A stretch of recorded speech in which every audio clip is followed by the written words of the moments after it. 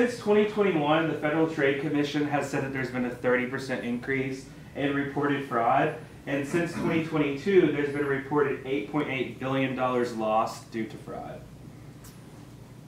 And then this is just like an updated number since 2023. So the top fraud was imposters. $4.6 billion was lost to fraud in 2023. So it just keeps going up. And then I'm going to briefly go over this, and then we're going to have Cynthia talk about identity theft. But the number one scam that fraudsters love to do is they love to pretend that they're the government. And they get you to share your private information this way. And that's how they do the identity theft. The next common one is people stealing others' identity to open bogus credit card points or credit card awards. It never fails when I'm at a senior center. After I get done talking, a senior will come to me and say, hey, I have a family member who opened a credit card in my name and I don't know what to do. And it's sad, but almost always it's usually a family member or somebody that's really close to the person that is doing it. And I'm going to let Cynthia talk a little bit more on identity theft real quick. So those of us who are in banking see this a lot and a lot more here lately. But identity theft, it's not the old way of identity theft, which is the family member. Right. That is common, but now just flat out their whole world being taken away. It'll start out with a phishing email, and then they'll gain access to their online banking, and then they're in their account, they're transferring money over to their own financial institution. But in the meanwhile, they've gotten their social, their birthday, everything.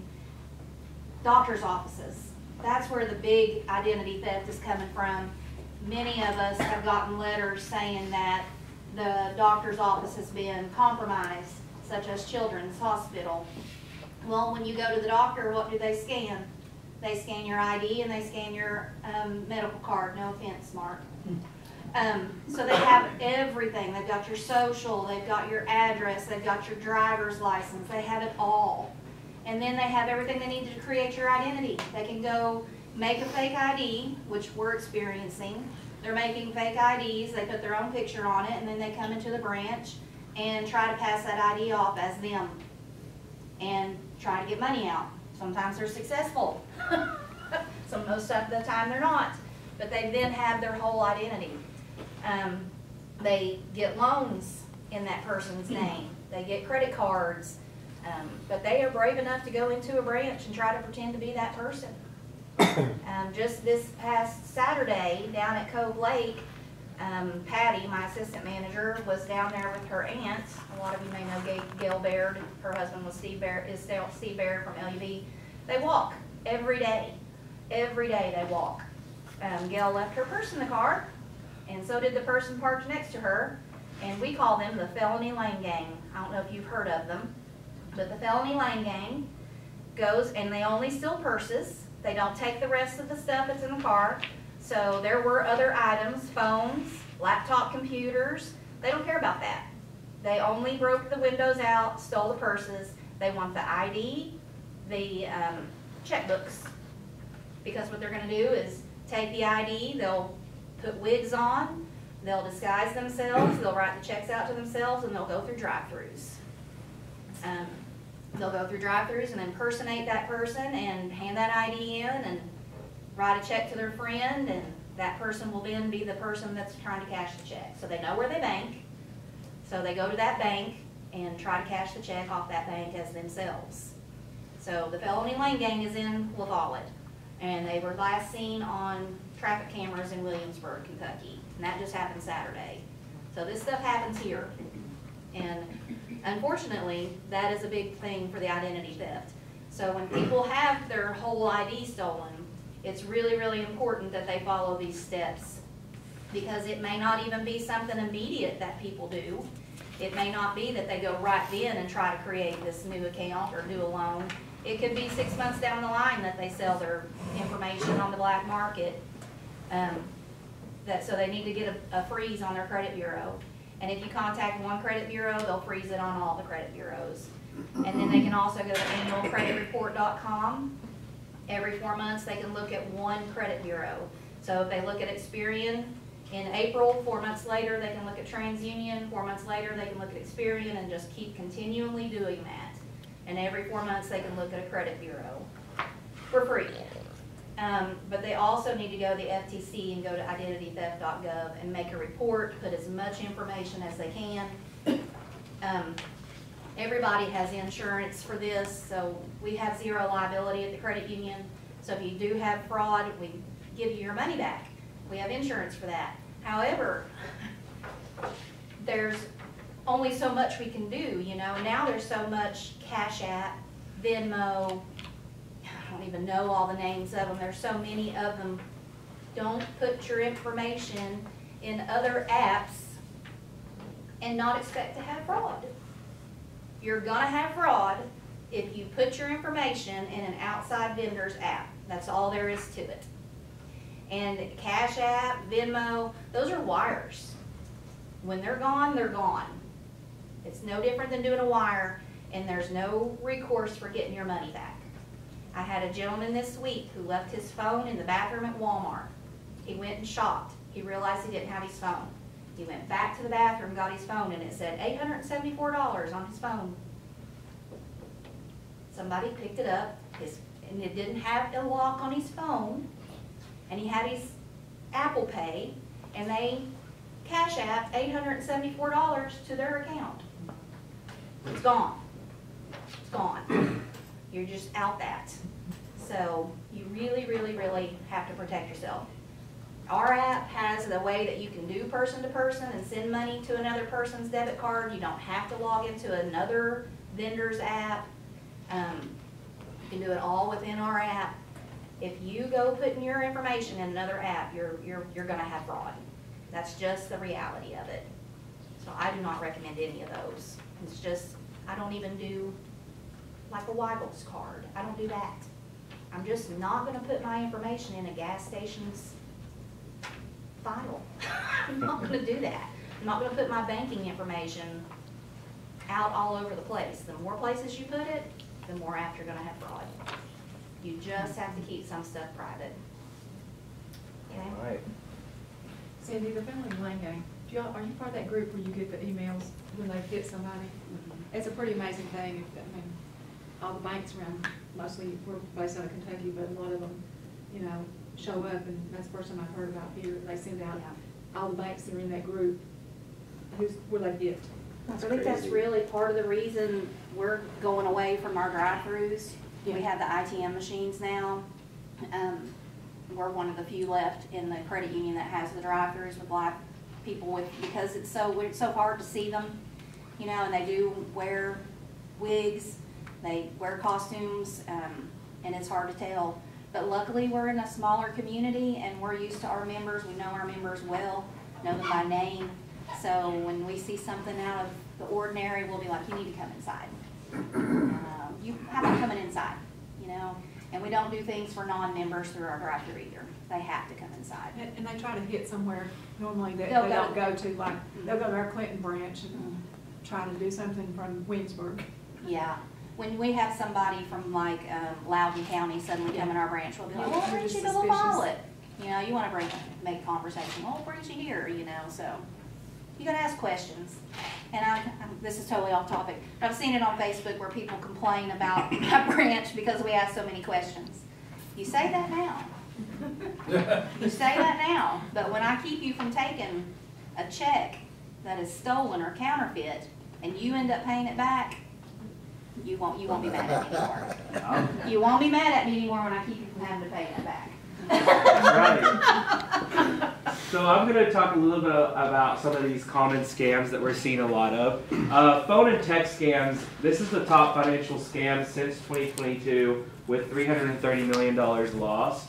And the most common types, well, first, we see a lot of financial impersonation. So you might get a text that says, hey, this is ORNL FCU. We've got a problem with your account. Click the link below. Or you might get a text or a phone call that says, we've noticed some suspicious activity, click the link below. Oftentimes they're going to say click the link below because they want you to click that link, and then that's going to get you to put your private information in, your bank account information in, and then they have access to it. Or who knows, it could now, if you click the link, that they have access now to your device. They can get into your phone, your computer, and see all the private information. So we always say at ORNL, we're never going to send you a link. And we're also not going to ask you for your private information, like what's your social security, because we already have that on file. So why would we be asking to do that? The next is offering a free gift. And this one, everybody laughs when I talk about this, but you would not believe the amount of people that do fall for it. I always like to say, if you get a text saying that you just won that free 7-day Margaritaville cruise, if it's too good to be true, it's a scam. And sometimes when this does happen, I'll say, well, did you enter in to win a cruise? And they'll be like, now that I think about it, I didn't enter to win a cruise. And I'm like, so then why were you the lucky winner if you didn't even enter to win? So that is one. Amazon and online shopping account updates. This is going to be happening more and more, and you actually just basically talked about this. With the holiday season being here, you're going to expect to see a lot of text saying like, hey, this is the United States Postal Service. We had a problem with your address. Click the link below. Or hey, this is Amazon. There's some suspicious activity. Click the link below. Amazon, what they're going to do if there's some weird things going on, they're going to email you and say, you need to reset your password, and they're going to have you go to Amazon's website and do it yourself. And then the scariest one, I think, is impersonation using the AI technology. And this is where these scammers and fraudsters are getting technology to mimic the voice of somebody that you love or know, and they're calling you and they're making you think that your loved one or best friend is in some kind of crisis, and they want this to spark a quick reaction out of you, an emotional reaction. And let's say it's like, maybe it's your grandson, and you get a call, and it sounds just like your grandson, and he says, you know, I've been in a car accident, and I'm going to need $10,000 or something. And you're going to immediately be scared because you think your grandson's in a car wreck.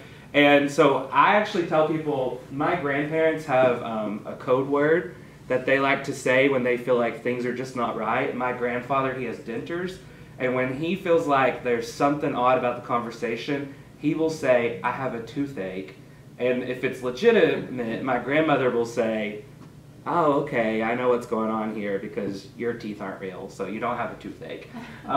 So I always say, come up with a code word with your family member. So if you get a call where it seems like it's your family member in this strange setting, you could say the code word, and if that person doesn't recognize it, then you know. I also say, just hang up and call your family member, whoever this is, and say, I just got a call from someone that sounds just like you. Are you in a wreck? And that can help you figure it out pretty quickly. This is an example of an actual scam text that went out. So the first one, it's got our name and it's all put together, and it says, ORNL FCU alert, your account is on hold for the moment, promptly follow this link to activate your account. And then the next one is our name, but it says ORNL F.C.U. And both of those, we don't say our name like that. The next one is there's a link in there. And my advice for you is, if you ever get a text from your bank that says, we think this is fraud, click the link, or anything from your bank, just call your bank and say, I got a text and I want to make sure this is real. I always say it's sad that we have to feel like we're detectives with everything right now, but it's better to be safe than you lose all of your money that way. This is also an example that one of our managers got one time in an email. And how many of you know what Geek Squad is? You've heard of it. It's like a partnership with Best Buy. If you buy something from them, Geek Squad can come and install it.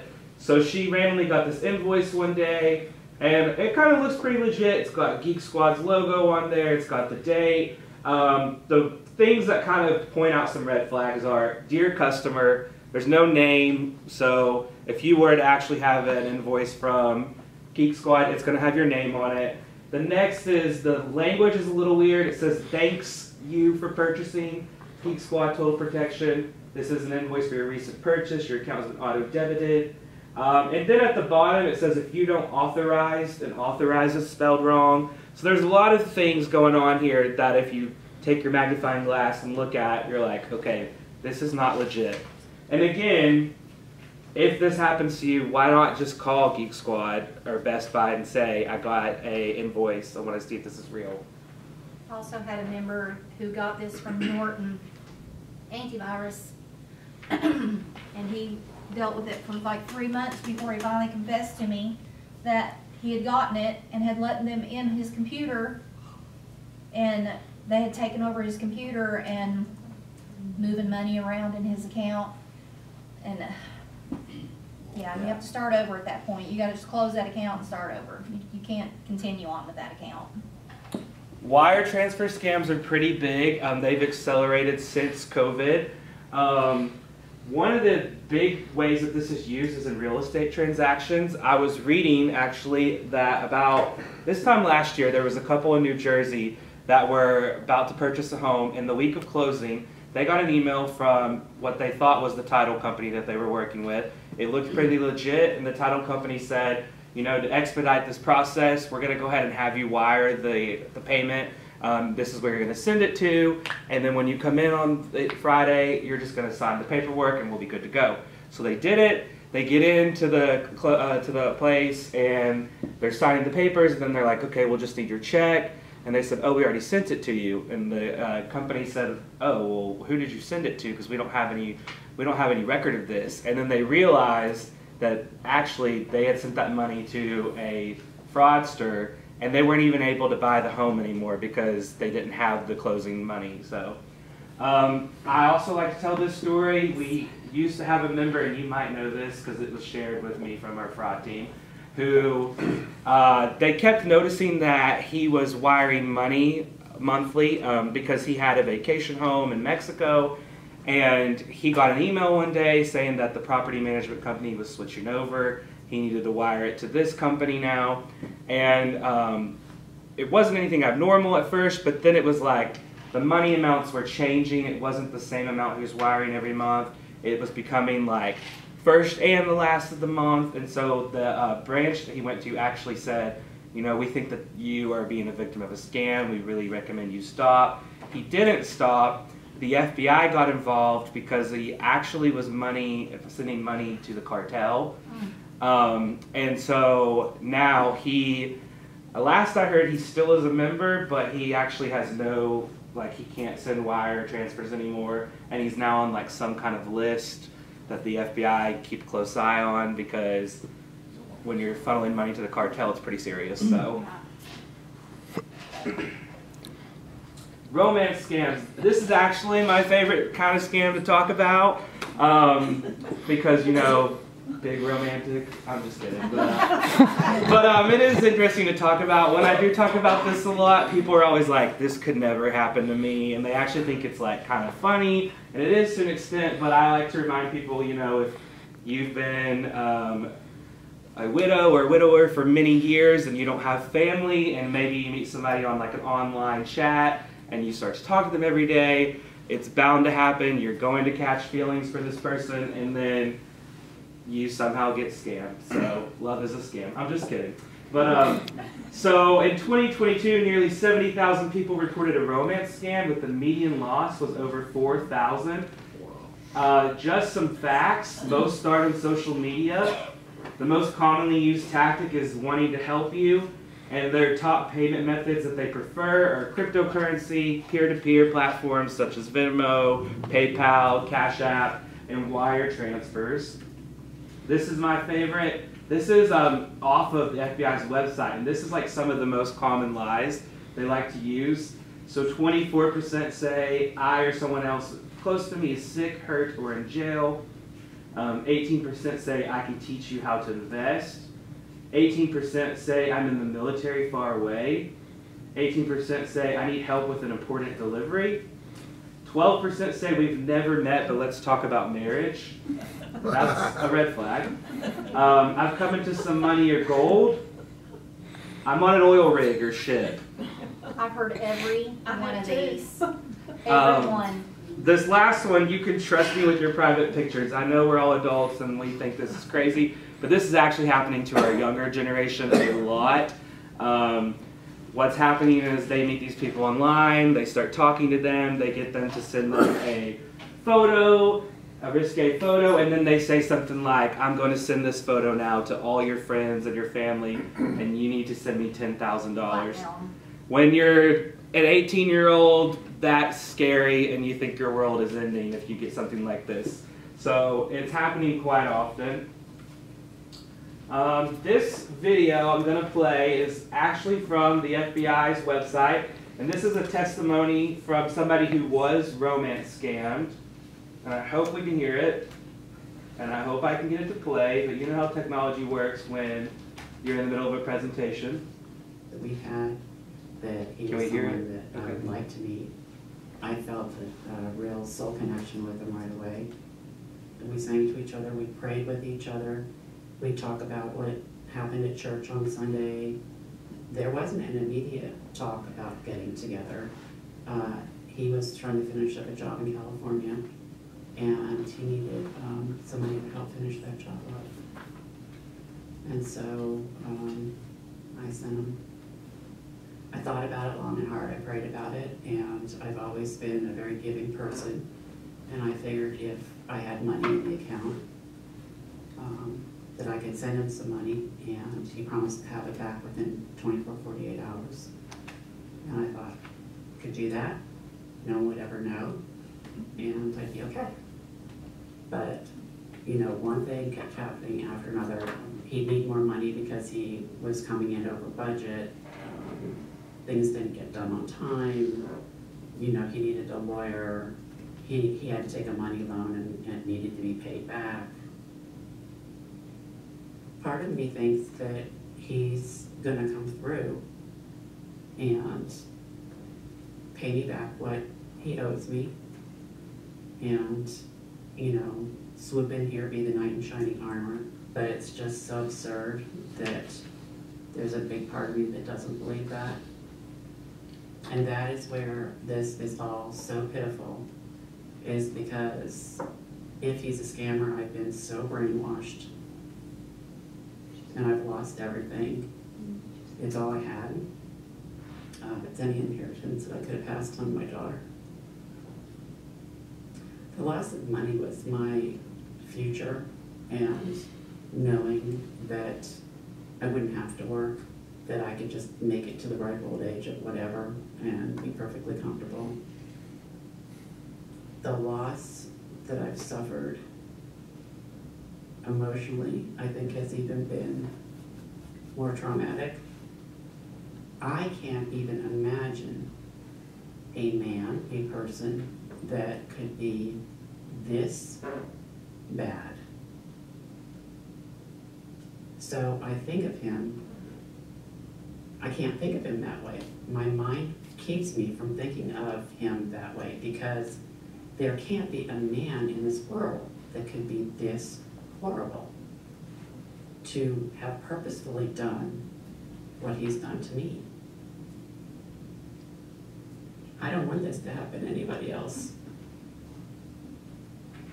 If they're real, and if the love is real, they're gonna wanna see you as soon as possible. I mean, it's been 2.5 years, and I still haven't seen his face. So she said it's been 2 years and they haven't seen each other, but he has taken her entire inheritance. Now let's see if I can get this to present again.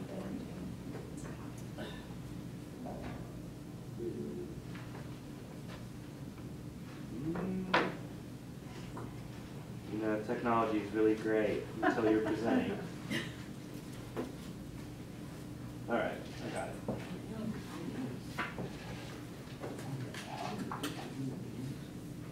So the next is check scams, and this has actually increased since COVID. Why do we think we're seeing more increase in check scams? And again, no answer is bad. Remember when COVID first happened and we got the stimulus relief checks? So that could play a role into it. You know, these scammers started to realize, oh, these people are expecting money to come in. Let's go ahead and like make some fake checks. Also, since COVID, you know, a lot of people have been still recovering financially. So these fraudsters know that, and they say, let's present them an opportunity where they think they're making money, and we'll scam them that way. This hits hard with young people because, like I said earlier, the young people, they're just really eager to make money. They just want to get some money into their account, so they get an opportunity like a secret shopper, and they say something like, you've been presented this opportunity to make money, you can be a secret shopper, and we're going to go ahead and pay you this money. And I always like to say, where have you ever worked where they just went ahead and gave you your first check before you even did the job? So we... My first question is, how much do you have to send them back? Right, yeah. Because that's usually the key. How much do you have to send them back? Oh, I just have to send them back $250. Yeah, it's a scam. Yeah, so then just to wrap this up, some safety tips. If your financial institution has a mobile banking app, I really recommend you use that. That way you can constantly see in live time what's happening on your account. You can set alerts on that as well. If you're unsure about something, just call your financial institution. You might feel silly saying something like, I think I'm in a romance scam, but it's better to say that and get it figured out than all your inheritance is gone. Be aware, a financial institution is never going to ask for your private information over the phone, via text or email. We're also never going to ask you for gift cards. I think this is the strangest scam. A lot of times people that are pretending to be your financial institution will have you go out and buy gift cards. And I think that's so odd, because why is your credit union or bank wanting you to buy gift cards? Why would anybody Right. want you to buy gift cards? But they do it You all the remember time. They want you to buy gift cards while they're on the phone. They want you to scratch the code off and give them the code number while they're on the phone. And people do it. So real quick, before we leave, we're going to play a very fast game of Can You Spot the Scam? The first one says this is a charge for $938.09 on July 5th at Enterprise Renter Car, Knoxville, Tennessee, on card ending in 1948. The middle one says transaction alert from ORNL Federal Credit Union with an account number, has a transaction of $50 from a firm incorporated. And then the last one says Verizon free message, December bill is paid. Thanks, here's a little gift for you. And there's a link. What do we think is the scam? Three? Okay, let's see. Wow, you guys are so good. You learned so much. So that's pretty much it. I kind of flew through it because I know that we are pressed on time. If you have questions, you can stick around and ask. Other than that, thanks for having me. Thank you, Taylor. Thank